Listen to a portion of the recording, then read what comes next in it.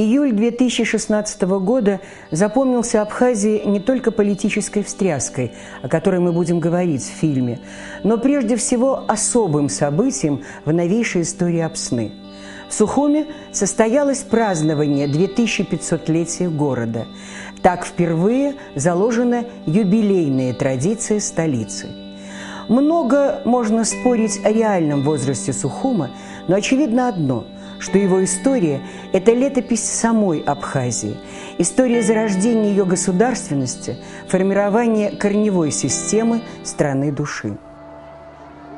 В течение тысячелетий Абхазия наблюдала, как исчезают могущественные народы, как свергаются непобедимые правители, как одна великая культура уступает перед натиском новой этнической пассионарности. Энциклопедия мировой истории развернула здесь самые яркие свои страницы, здесь, на небольшом отрезке Черноморского побережья. Абхазия – одна из колыбелей истории, древняя земля сказок и мифов, исходный пункт многих цивилизаций, ворота великих городов. Хаты, хетты, скифы, сарматы, готы, гуны, античный мир, Древний Рим, Византия, Персия, Малая Азия, Ближний Восток, генуэзские колонии, Османская империя, приход сюда России. Такой многоликий, тысячелетний венок культуры и цивилизаций сплетала история здесь, на древней абхазской земле.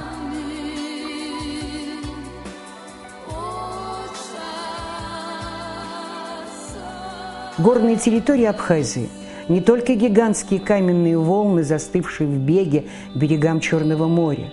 Горы здесь – еще и Транскавказская магистраль. Здесь проходил известный в древности Абхазский военный торговый путь, связывавший Ближний Восток с Северным Кавказом. Здесь, через один из абхазских перевалов, проходил знаменитый Шелковый путь.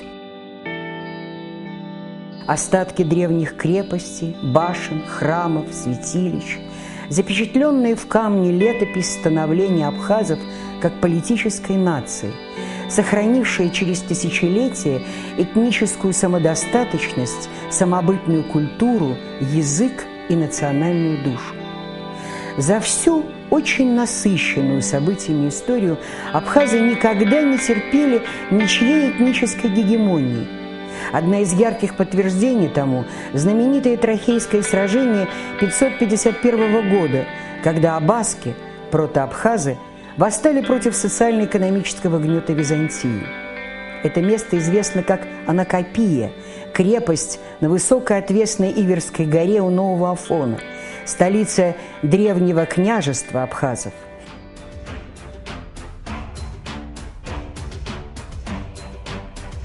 Будучи перекрестком цивилизаций, очень притягательным для возвышающихся мировых держав, Абхазия смогла состояться как самостоятельная политическая система. Даже Византийская империя вынуждена была разрешить вассальной Абхазии выбрать своего правителя. Так Леон I начал создание абхазского раннефеодального государства, достигшего к X веку наивысшего развития. Время стерло в архивную пыль былую славу могучих держав и народов, а Абхазия жива и ищет сегодня свой маршрут в глобальном мире. Что придает особый облик независимой Абхазии в 21 веке?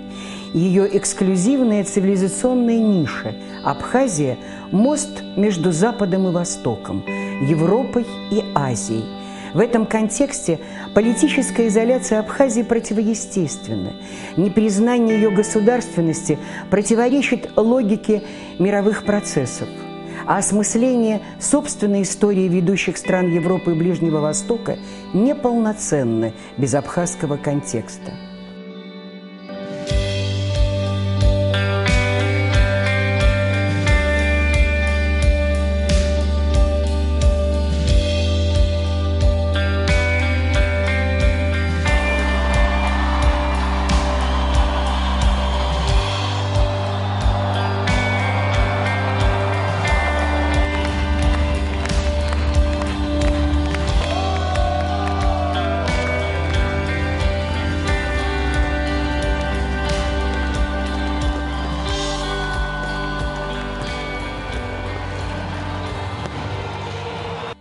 Абхазия устремлена в будущее. Сегодня у страны новый этап ее новейшей истории – выстраивание государственных институтов, переход на самодостаточную экономику, укрепление демократической системы с особым абхазским колоритом. Я думаю, что те, кто видел, как говорится, какие были здесь номерные фонды и какие они сегодня стали, наверное, все-таки это уже положительная тенденция. Тенденция благодаря молодым нашим руководителям, которые воссоздали этот курорт.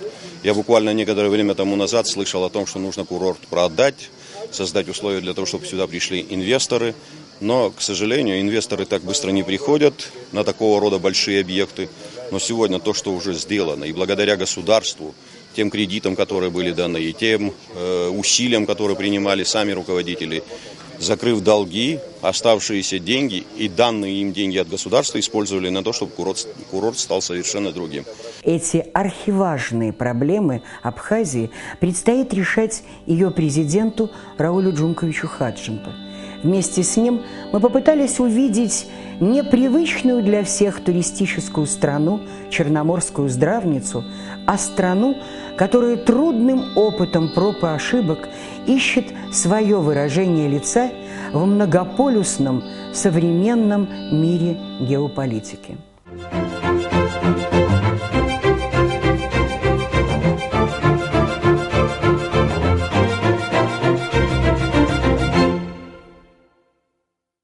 В своем послании Народному собранию, парламенту Абхазии вы начали со знаменательной фразы «23 года независимой государственности Абхазии».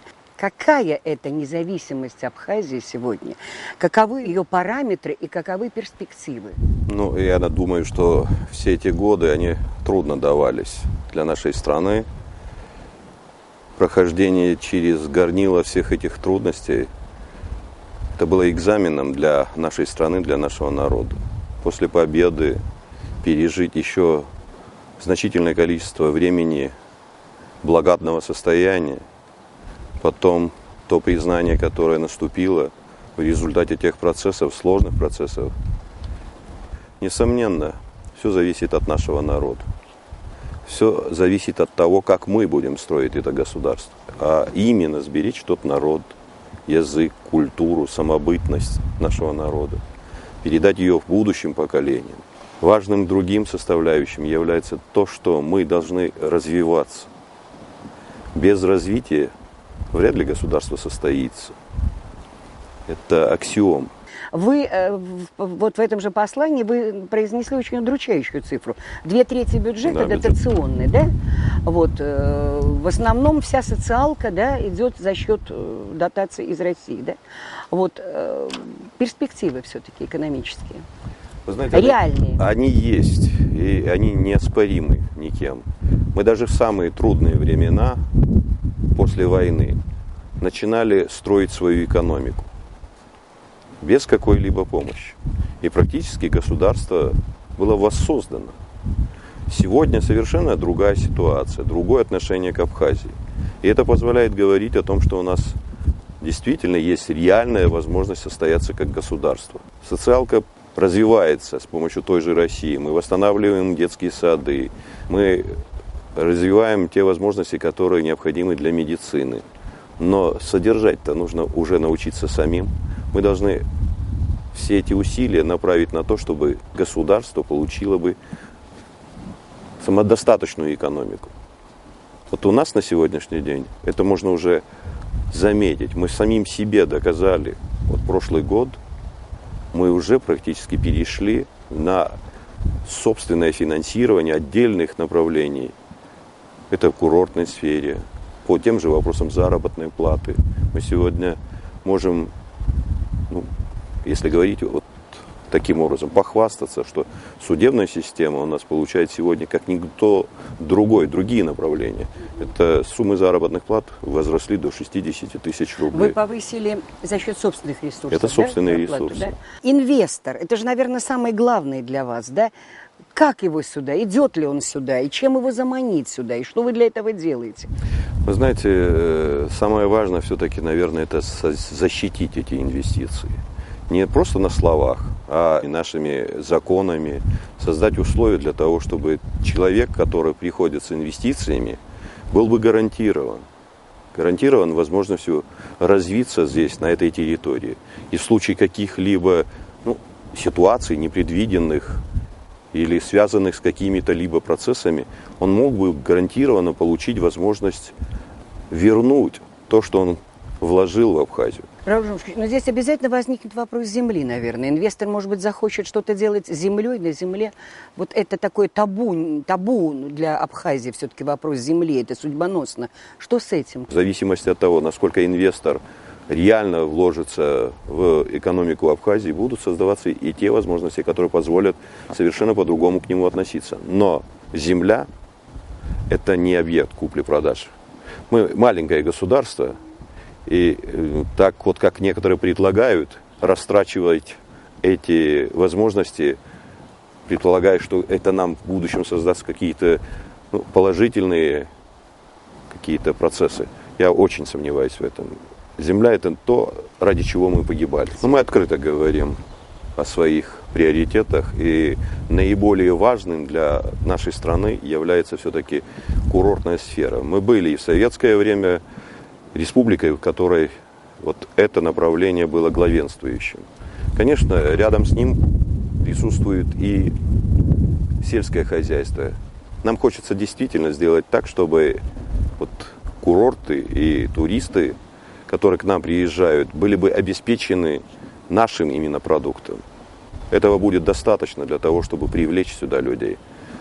Судя по тому, что происходит после войны, практически на территории Абхазии нет никаких производств, которые бы нарушали экологический баланс.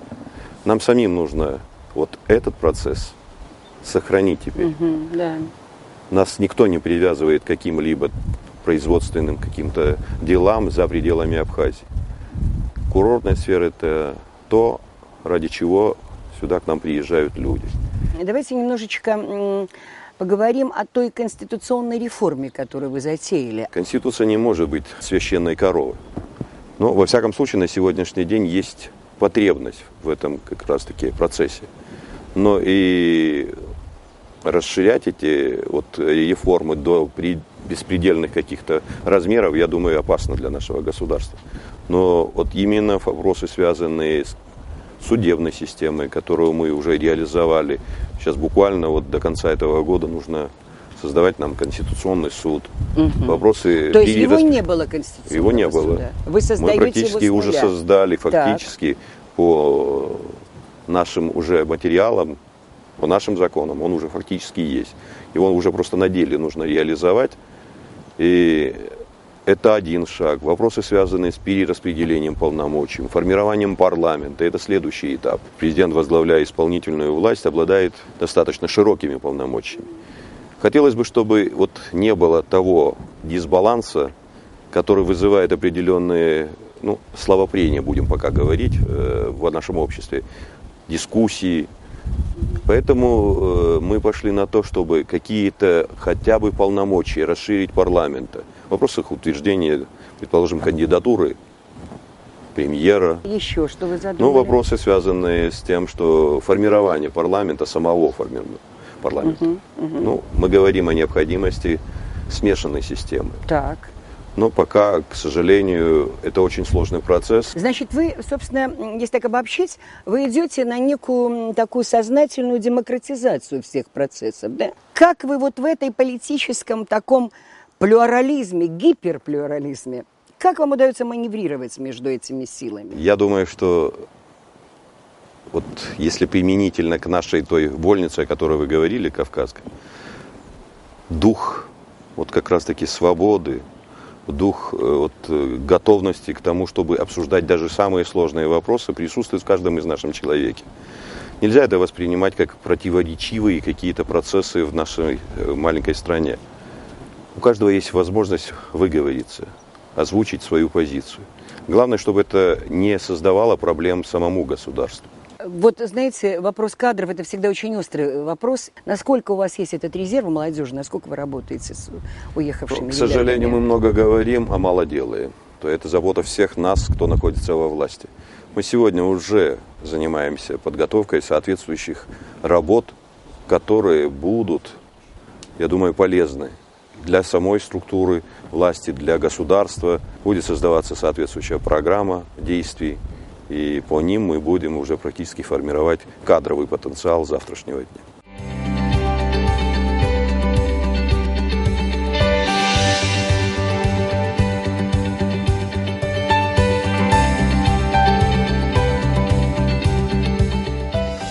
Серьезным импульсом к развитию банковской системы стало признание Российской Федерации Республики Абхазия в 2008 году, когда уже наши отношения с Россией, соответственно, Банк Абхазии и Банк России вышли на такой межгосударственный уровень, были подписаны соглашения, и коммерческие банки Российской Федерации стали оказывать нам поддержку, заключать договоры, то есть мы стали полноценными партнерами, и это, естественно, создало новые условия для развития нашей банковской системы. Абхазия относится к группе стран, их всего 30, около 30 в мире, которые не имеют собственной валюты. То есть, имея собственную независимую национальную банковскую систему, мы, как национальный банк, не являемся эмитентом валюты.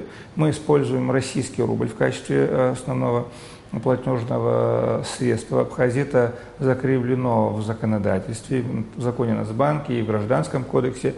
И в этой связи у нас есть определенная специфика в нашей деятельности и определенные ограничения, связанные с невозможностью полноценно влиять на предложение денег в экономике, влиять на курс валюты, там, на инфляцию и так далее. В Абхазии уже несколько лет реализовывается проект «Национальная платежная система» АБРА, но благодаря тому, что была позиция руководства и президента Рауля Джункачука Хаджимба о том, что нужно развивать эту тему, о том, что нужно переводить на безналичную форму расчета. Национальным банком Республики Абхазия было принято решение, значит, ускорить этот процесс, который был запущен в 2010 году.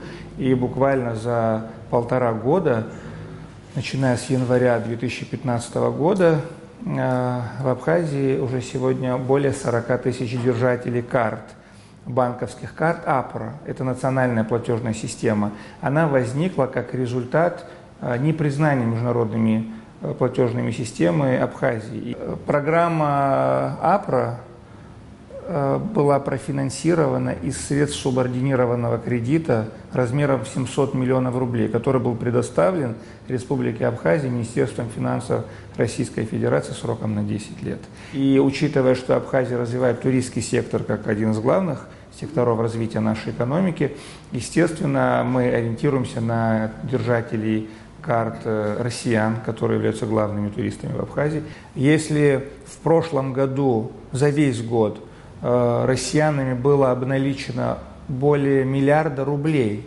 То есть это что означает? Они приезжают с карточками в наших банкоматах, вытаскивают деньги и тратят их. Миллиард с хвостиком в прошлом году россияне потратили. Сегодня, вот 1 июля, да, у нас завтра, только начинается, по сути, курортный сезон. Уже сегодня миллиард обналичено в этом году. Так что мы ожидаем удвоения в 2-3 раза. Это, мне кажется, очень большие темпы роста, очень большие.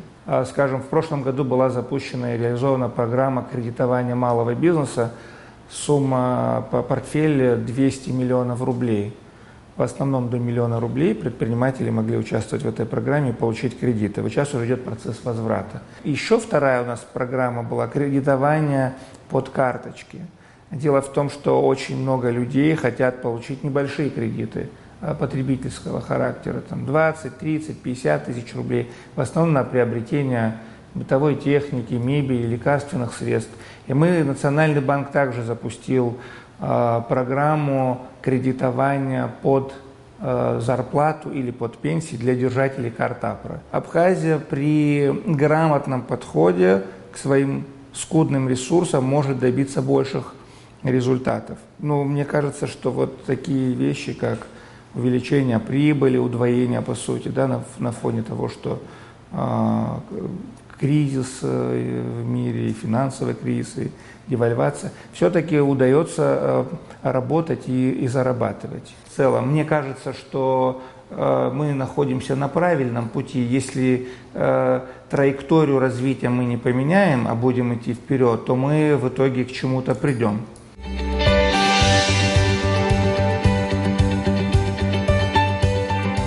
Сама торгово-промышленная палата, как таковая, это один из инструментов любого государства. И их создали 400-500 лет тому назад. И вся история торгово-промышленных палат – это независимость от государства в решении экономических вопросов и контактов бизнеса между разными странами.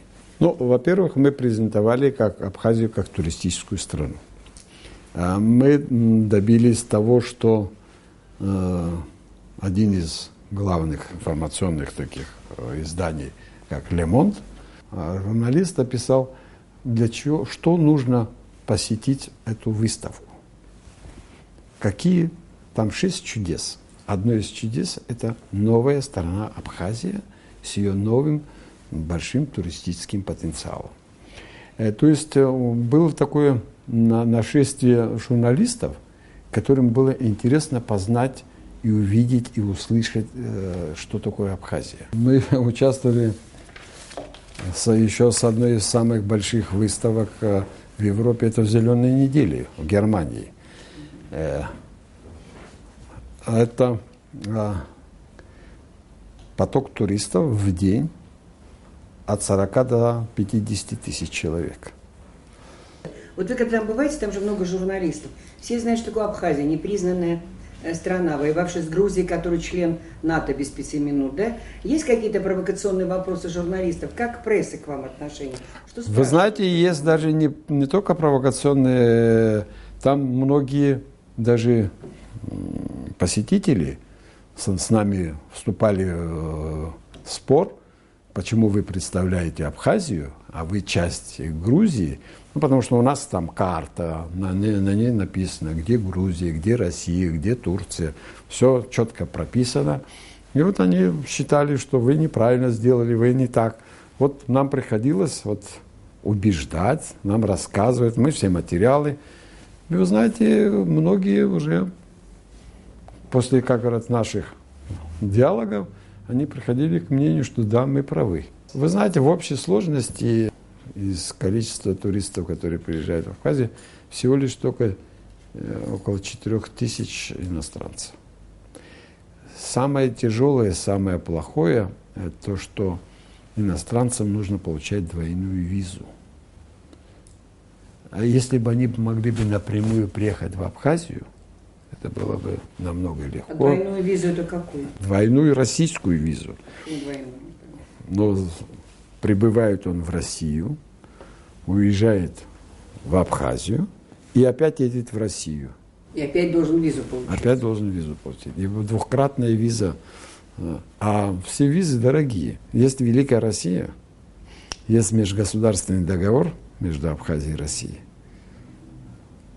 в котором можно написать одним пунктиком, что въезжающий и выезжающий с Абхазии однократная виза, и все на этом закончится.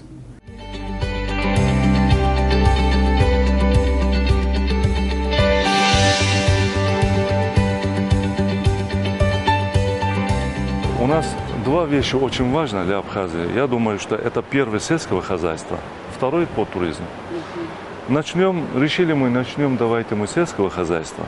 Строим самые последние технологии тепличного хозяйства. Посмотрим, как это продолжается. Я тоже так думал, как другие. Иногда они спрашивают, это же гидропоны, это же химия, говорят. Я тоже так думал, пока не знал это.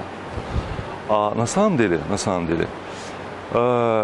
помидор что требует, я имею в виду минералин, кальций, магнитий, железы, что именно нуждают помидор, только как минераль, не химия, еще раз я повторяю, минерали подается, поэтому она в такой степени экологически чистый, а у нас находится 25 улики, в каждой улике живут 100 пчелы. Эти пчелы все опыление сами делают. Опыление делают пчелы наши. Поэтому это тоже очень роль играет большая качество помидора. А это голландская технология, вот чтобы пчелы опыляли, да? Это их такая придумка? Это вообще, если вы хотите получать максимальный органичный продукт, вы должны все как положено делать. Мы изучили это. На самом деле это так и нужен. Вот как голландцы делают, мы так и сделали. Почему вот номер один сегодня в мире голландские помидоры? Их теплицы, комбинаты. Они говорят, если голландские, это значит 100% органичный. 2500 до 3000 тонн будем получать. Только это комбинат помидор. В год? В год. Вот рядом сосед большая страна Россия. Мы с ними контракт сделали. Например, 5% мы внутренние рынки даем помидоры, а дальше продаем в России. У нас вот Food City, как вам известно, да. Домодедово, оптовики. Они уже ознакомились с нашим продуктом. Они очень довольны. Азбука Вкус сегодня продает наши помидоры. Другие сети магазины. Я могу хвастаться чуть-чуть, но не буду наглеть, конечно. Вот. И что они говорят, оптовики? В данный момент самый лучший считается азербайджанский помидор, а ваши лучше, чем азербайджанский помидор. Ну, Ибрагим, я хочу сказать, что азербайджанский помидор, вообще азербайджанские овощи, имеют такую давнюю репутацию и традицию, да. То, что вы за такой короткий срок могли создать бренд «Абхазский помидор», я думаю, что это высшая премия сегодня вот этому проекту. Я вам более открыто хочу сказать, для нас очень важно наше имя, наш бренд, наш продукт. Дальше мы что делаем? Дальше испанские теплицы делаем. Вместо Дранда у нас называется, дальше Сухума 25 километров дальше. Прям в грунты. Здесь гидропоны, видите, а там грунты. Но грунт это значит летний период. Да, летний период. У нас есть там фруктовый сад. Это фруктовый сад, что выращивается? Априкосы, груши, 3 разных сорта. Яблоко 3 разных сорта. Черешни 5000 корней уже посадили. Наполеон называется большой. Посадили сливы, тоже 3 разных сорта. Очень вкусно получилось. Уже у нас продукты есть. Я хочу особо подчеркивать нашего президента, глава государства Джунковича Рауля Хаджиба. Почему? Потому что он в такой степени поддерживал нас и каждую минуту нас спрашивал, что вам не хватает, какие проблемы, послал людей, все правильно идет или нет, интересовался, в общем. Какие вопросы, маленькие, большие, не имеют значения. Все вопросы он нам помогал, и сегодня благодаря ему создали такую возможность.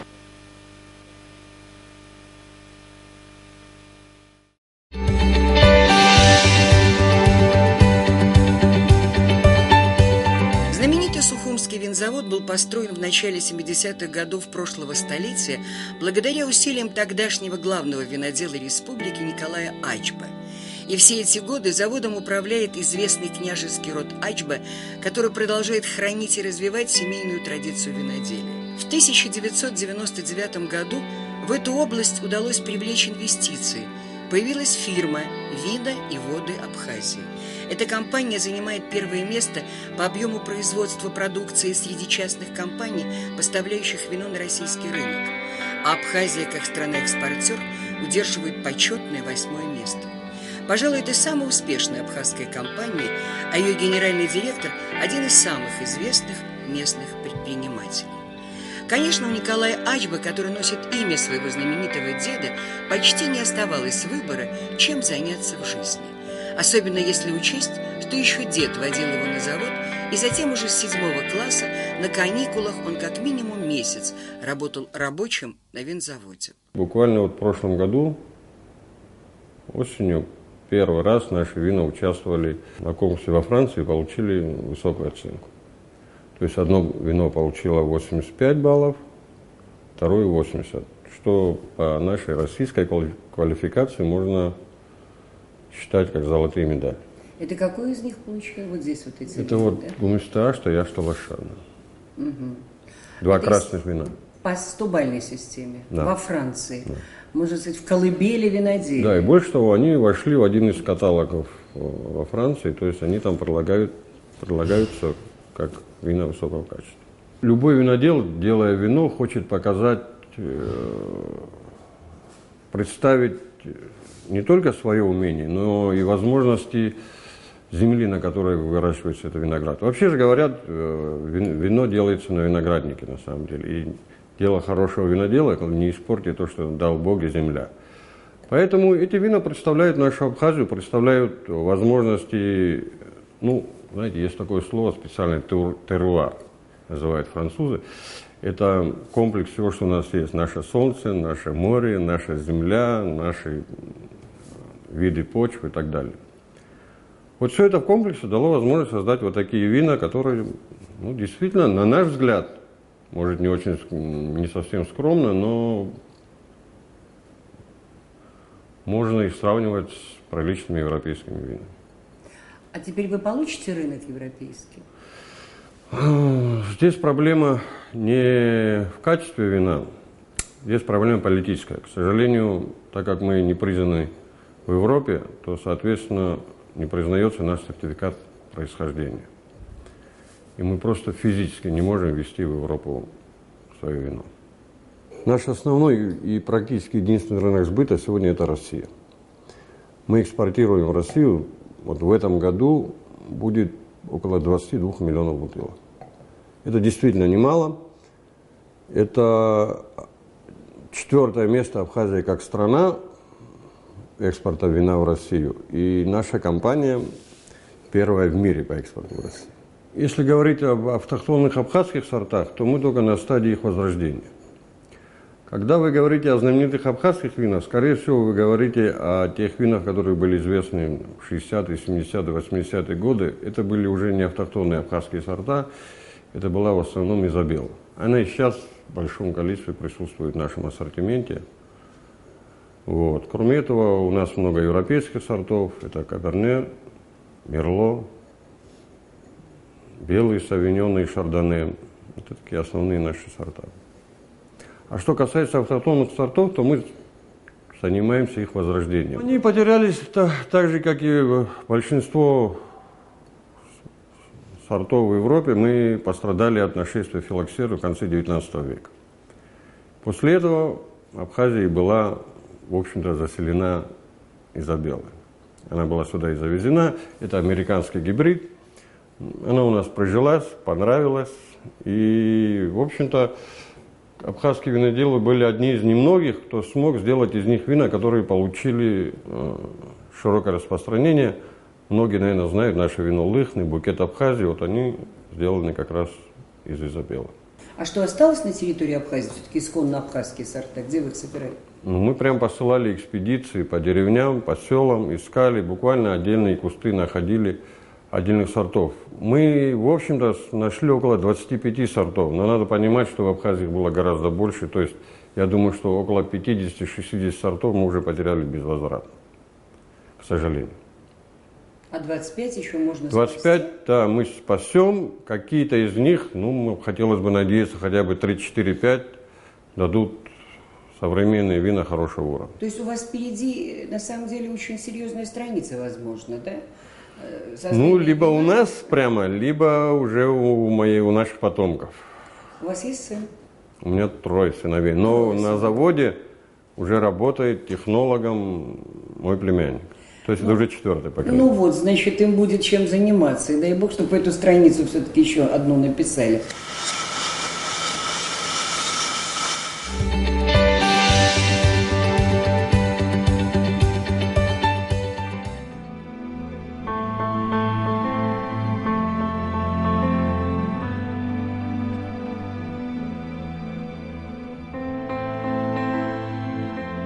Это не просто туристическая Абхазия, это не просто красивые пейзажи, это наша жизнь, это та земля, которая формировала наш язык, наши традиции.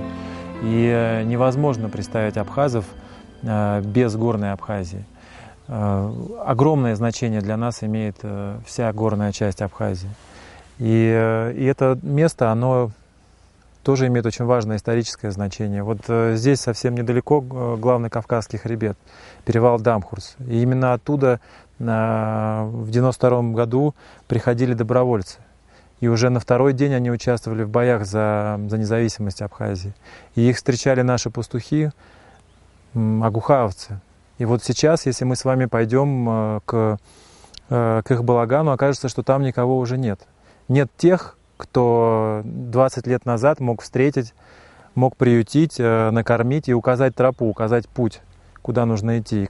А что нужно сделать, чтобы вернуть сюда пастуха? Давай, вот тебе, как молодому человеку, который, наверное, далек вообще-то от крестьянской жизни, как видится эта проблема? Да, это большая проблема, и надо понимать, что мы, безусловно, воспринимали пастухов не только вот в рамках того слова, которое мы озвучиваем, пастух. Да? Он в абхазском понимании это еще и человек, охраняющий эту территорию.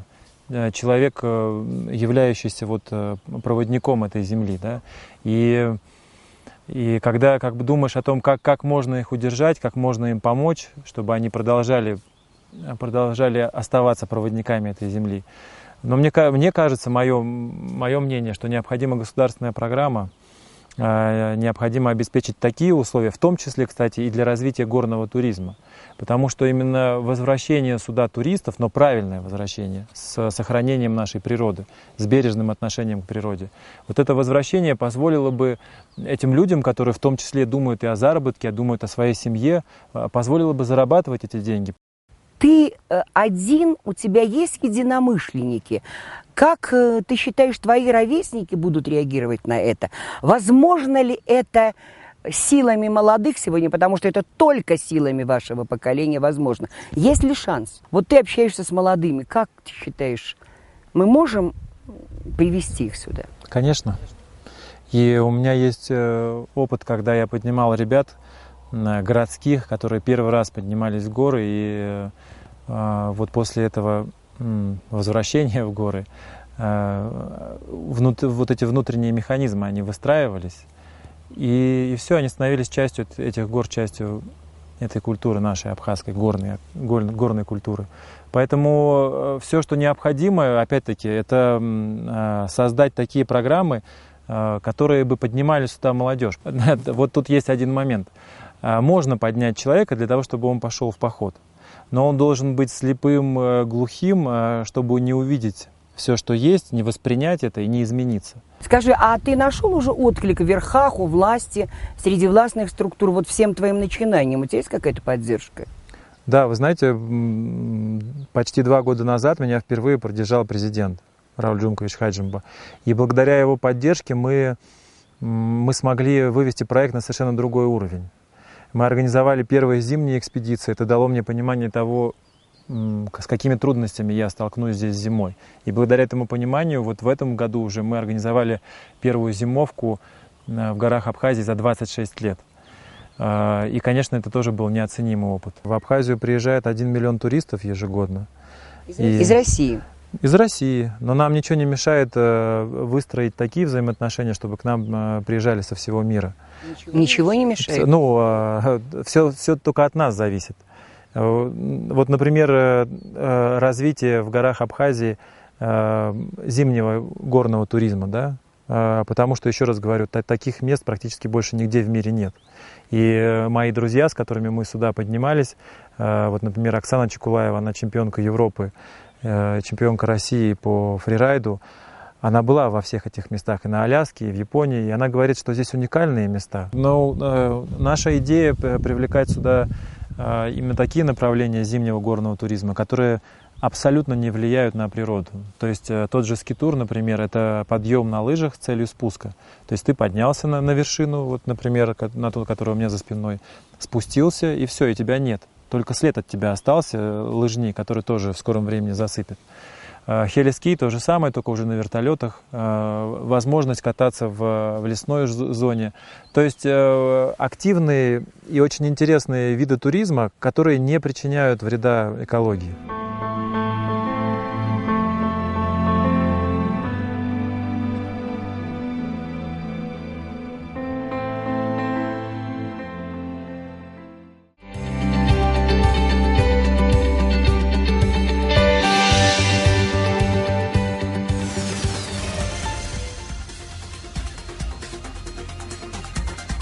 Лето 2016 года стало для Абхазии еще одним испытанием на прочность его демократических институтов и политической зрелости абхазского народа. В начале марта группа оппозиционных политиков потребовала проведения в Абхазии референдума о доверии к действующему президенту Раулю Хаджинбу.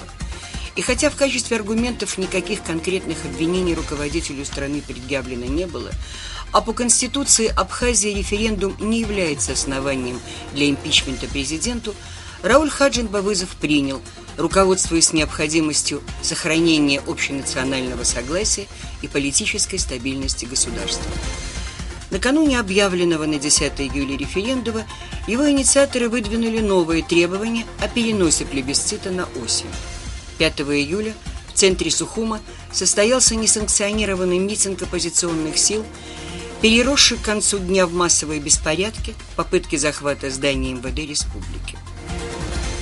С чего мы все начали, то есть свой оппозиционный путь. Мы начали с поздравления избранного президента Рауля Джунковича Хаджинба.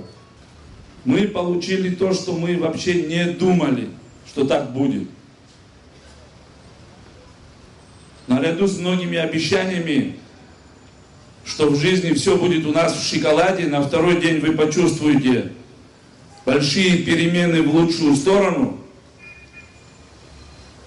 Вы все знаете и видите, что мы имеем сегодня. Живем в условиях тяжелого кризиса, но власти, те, кто ее подпитывает, не бедствуют.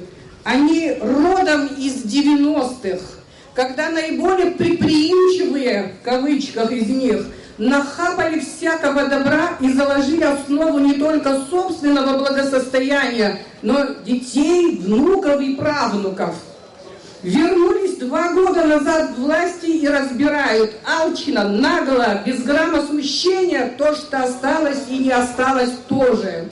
В конце концов, точка кипения подошла к такому, что мы не можем уже терпеть и вышли уже на улицу. Проект резолюции готов. Мы требуем немедленной отставки министра внутренних дел.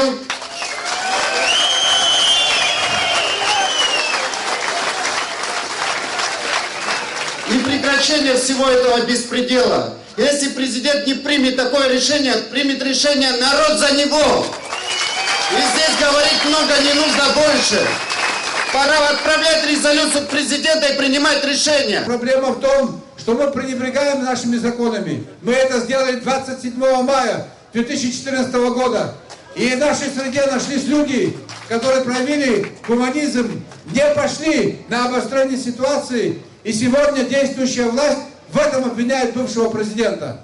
Дорогие друзья, дорогие граждане, я хочу, чтобы вы открыли свои глаза. Я хочу, чтобы мы разбудили сердца наших граждан, чтобы мы разбудили совесть.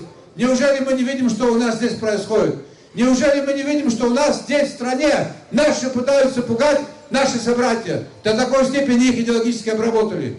Куда это годится? В какие ворота это лезет? Пока разговаривал с ними, я так понял, что там какая-то часть людей пошла в сторону милиции. Ну, то есть практически их не интересует даже наше мнение пока, во всяком случае. Но я вас всех призываю к тому, чтобы надо выдержать всю эту ситуацию. Мы не должны заставить себя, в первую очередь, поддаваться этим провокациям. У нас хватает там сил и средств для того, чтобы решить задачи, как это полагается. Просто ни в коем мере нельзя допускать каких-либо противостояний. Если я нарушать начну законы, а они меня призывают к тому, чтобы я соблюдал законы, то что тогда я за президент? Поэтому я, еще раз говорю, никаких референдумов отменять не буду. Референдум назначен на 10 число, и он будет. Непосредственно митингующих у здания МВД было не так много, примерно около 50 человек. Количество людей существенно увеличивалось за счет зевак и сотрудников силовых ведомств. Примерно около 22 часов в толпе объявили о том, что ожидается ответ от президента с решением, принятым по поводу отставки министра внутренних дел. —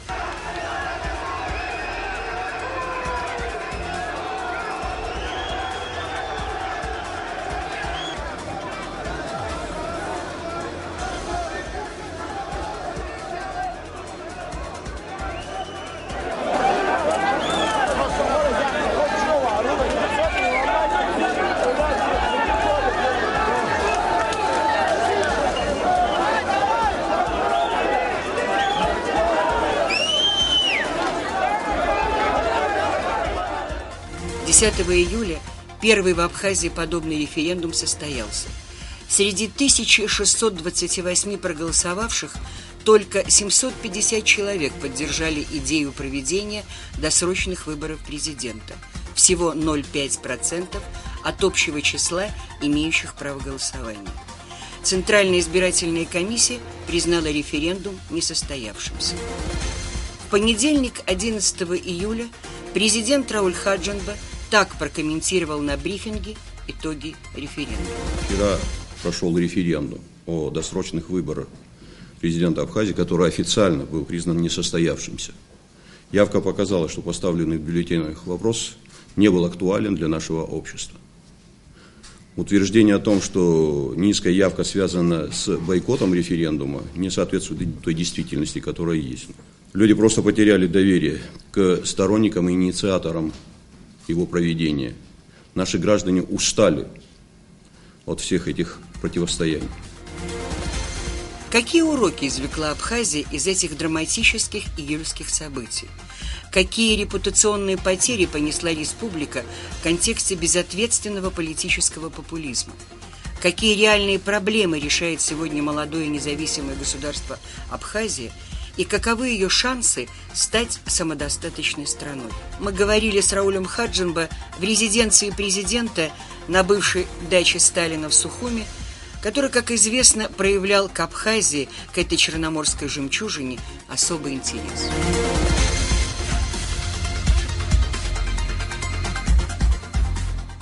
Но мы уже говорили как-то с вами по поводу вообще предыстории. Действительно, референдум – это требование оппозиции, которая считала возможным применить такой путь для достижения своих собственных целей.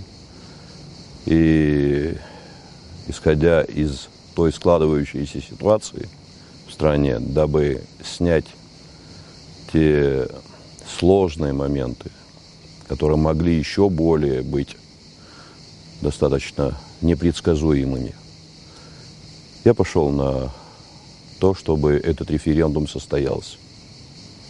Мы создали все возможные условия для того, чтобы люди могли бы прийти и выразить свое отношение к той постановке вопроса, которая была дана самой оппозиции. Я не сомневаюсь, ни оппозиции, ни самому народу этот референдум не нужен был. Это была возможность просто показать, проявить свои определенные отношения к самой власти, достичь каких-то необходимых для себя результатов, но, к счастью, всего этого не произошло.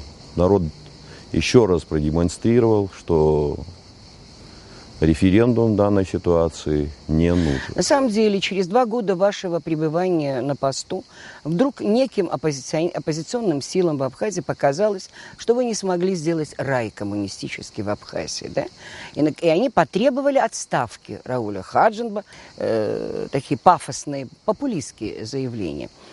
Но вы пошли тогда, мы говорили с вами в предыдущем интервью, пошли на референдум для того, чтобы снять напряжение в обществе, не создать такое столкновение, да, потому что все-таки за ними какие-то силы были, да, и в итоге все-таки это закончилось на самом деле серьезным противостоянием гражданским.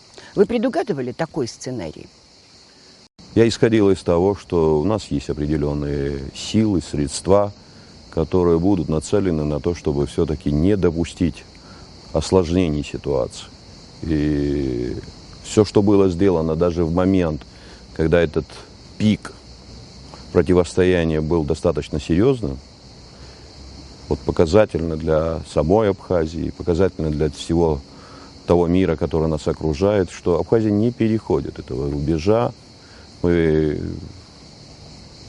наверное, все-таки несем в себе внутри тот какой-то инструмент, который ограничивает нас, не допускает вот того противостояния, могущего перерасти в бойню, кровопролитие. Есть тема для политического диалога? Какие-то программы были предложены? Может быть, альтернативный экономический проект? В чем предмет диалога? Вот хотим диалога с властью. Тема диалога предложена? Я думаю, что говорить нужно в любом случае. Но я еще раз хочу заметить, нельзя спекулировать тем, что якобы есть готовность к тому, чтобы разъяснить свою позицию, преподнести нашему обществу свое видение по тем или иным наболевшим вопросам нашей республики. Кто мешает это? За все время своего существования оппозиционный блок, и каждый в отдельности, этот представитель оппозиции, руководитель тех или иных, как говорится, подразделений этого оппозиционного блока, не представили за все это время, я еще раз говорю, каких-либо программ, серьезных своих видений по тем или иным, как говорится, наболевшим темам. Вы знаете, складывается впечатление, что вот эти все политические игры и баталии, в основе не лежит желание участвовать в политической жизни республики, что имеет определенные правила. Понимаете, партия участвует в жизни государства по определенным правилам. Не вы первый, не вы последний. Существует многопартийная система, и каждая партия в парламенте со своей программой, с лидером, со своим электоратом участвует. И ничего этого пока не просматривается в Абхазии. И у меня есть смутное подозрение, что главным предметом торга для политических баталий является доступ к ресурсам. Вы знаете, наверное, все-таки длительное время, находясь возле этих ресурсов, человек привыкает к этому. И готовность опять быть с этими ресурсами рядом, наверное, подвигает их к этого рода процессам. Я надеюсь на то, что все-таки придет осознание не только для этой категории людей, а в целом для всего нашего общества. Амцхара, да, это движение ветеранов войны. А что связывает тогда движение Амцхара, ветеранов, которые, может быть, действительно имеют право на то, чтобы были услышаны, господином Бжани, который имеет мало общего с ветеранами? Что их побратало? Я не говорю уже о движении «Женщины в политике», потому что это удивительное название. Женщины в политику приходят, чтобы смягчить мужчин в политике, чтобы защитить от кровопролития детей. Вот для меня это крайне интересная организация при той агрессивности, которую лидер демонстрирует. Но вот по поводу господина Бжани, скажите, может, я что-то неправильно поняла, и мне дали ложную информацию? Дело в том, что мы, те, кто здесь, во всяком случае, находился в период войны, каждый по-разному перенес эту войну. И вот все то, что связано с теми проблемами, которые перенес наш народ, понимает только тот, кто был здесь со своим народом. А потом говорить о том, что ты можешь заниматься проблемами нашего народа по истечению очень длительного времени. Война закончилась в 1993 году, а Бжаня появился на политической арене в период руководства страной Сергея Васильевича Багапша. Это 2000-е годы. Это далеко от той ситуации, которая была в период войны, послевоенный период. И, у каждого своя ниша в этом процессе. Бжанин нашел свою нишу за пределами Абхазии. И сегодня говорит о том, что он больше любит свою страну или больше за нее радеет, это неправда. Те, кто любил, и те, кто действительно противостоял этому сложному процессу, погибали, выживали, но находились здесь, со своим народом. И все те разговоры о том, что он выполнял соответствующую миссию, я тоже выходец из этой же службы, я хорошо знаю, о какой миссии идет речь. Пусть это будет на его совести и на совести тех людей, которые говорят о его крутой деятельности за пределами Абхазии. Я не сторонница конспирологии, но, тем не менее, как-то очень странно такое совпадение. Да, прокатилась какая-то волна таких внутренних попыток внутреннего переворота. Уж на что Армения спокойная, да, казалось бы. Вот там они всегда способны находить консенсус, такая интеллигентная, не очень бродящая политика и нация. Там сейчас что в Турции произошло, что в Абхазии. Рауль Джумович, не является это звеньями какой-то одной цепи, да? С учетом сегодняшней очень сложной ситуации. Вы знаете, не хотелось бы такой аналогии, но очень много схожего. И говорить о том, что это просто совпадение, наверное, не приходится. Есть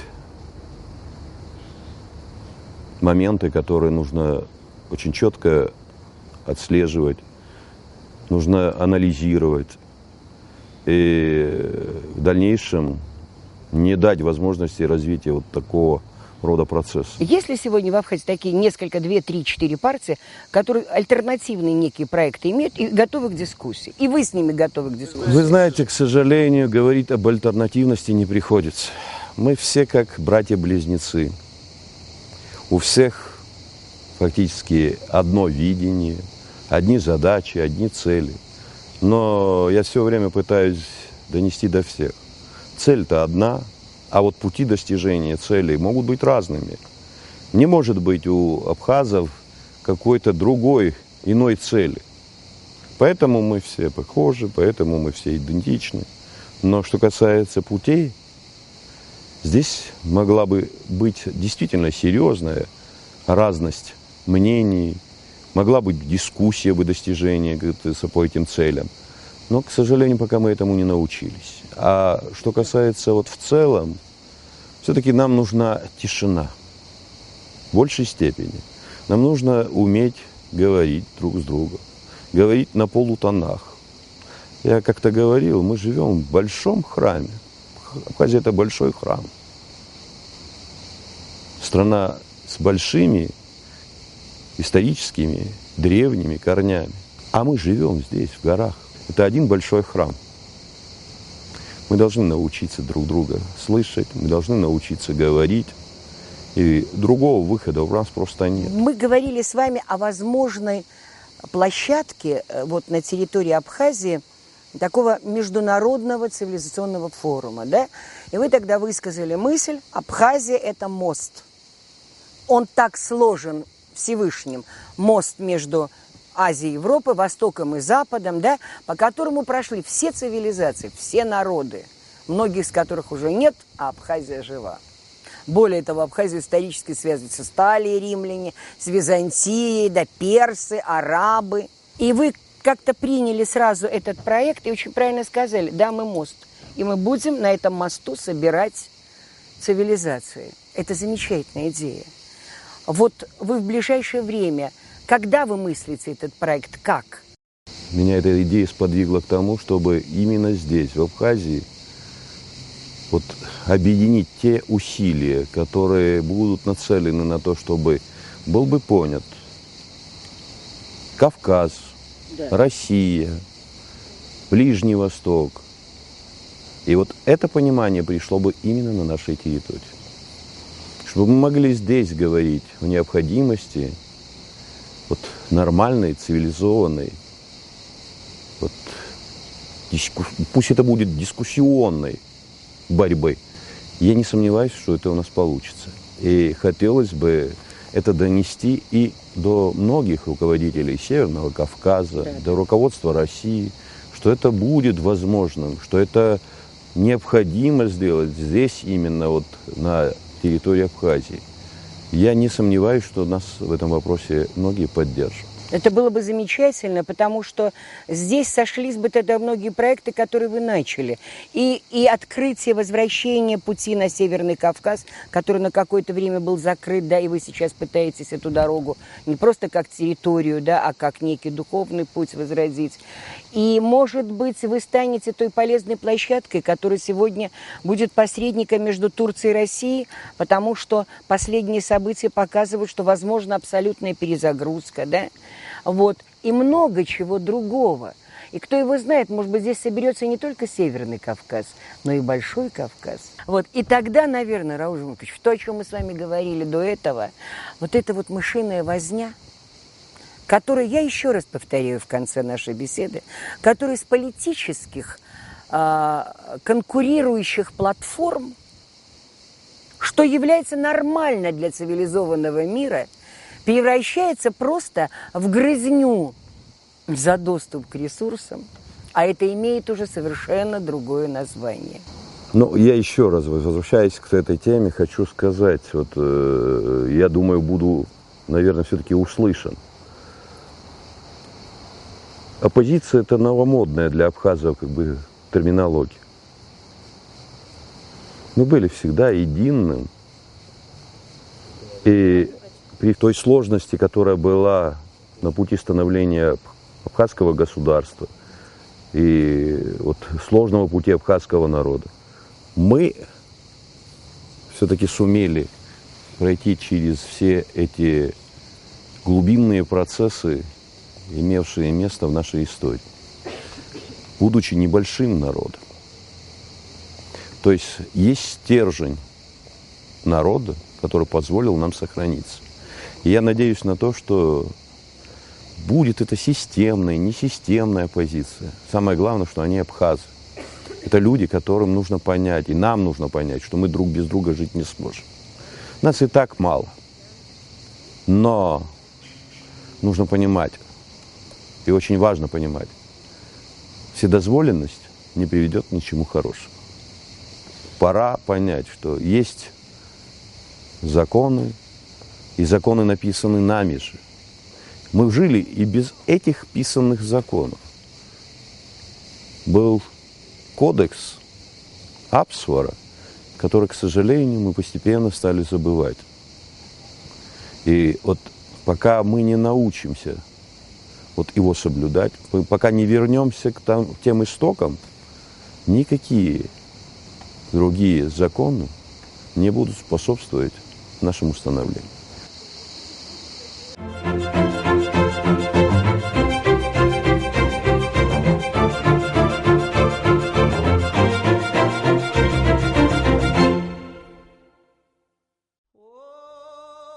В начале фильма я говорила об особом национальном колорите абхазской демократии. Наверное, этот народный молебен о благоденствии Абхазии в одном из древнейших ее святилищ Лдзааныха наглядные тому иллюстрации. Такие обряды проводились абхазами столетиями, но бывали времена, когда древние намоленные места затихали. Потомственный жрец главной горы Абхазии Дадрыбшныха Заур Чичба вспоминает, как поднимался на ее священную вершину первый президент страны Владислав Ардзинба, чтобы провести обряд благодарения за дарованную Всевышним победу в войне. Потом возрожденная им традиция прервалась на 5 лет. Сегодня жрецы снова воздают Создателю слова благодарности, а президент Рауль Хаджинба сделал то, что до него никто из глав государства не делал. Незадолго до президентских выборов он поклялся у Дадрыбшевского святилища, что не предаст родину и не будет покушаться на народное добро. Абхазы считают, что клятва у священного алтаря сильнее любой конституции. Древние святилища Апсны – это своего рода агоры для граждан свободной страны. Поэтому присутствие президента республики здесь значимо не менее, чем его участие в работе парламента или общественной палаты. Но это другой этический ментальный уровень, и руководитель страны один из всех среди молящихся. В этой традиции потрясающая консолидирующая сила, так необходимая сегодня абхазскому социуму.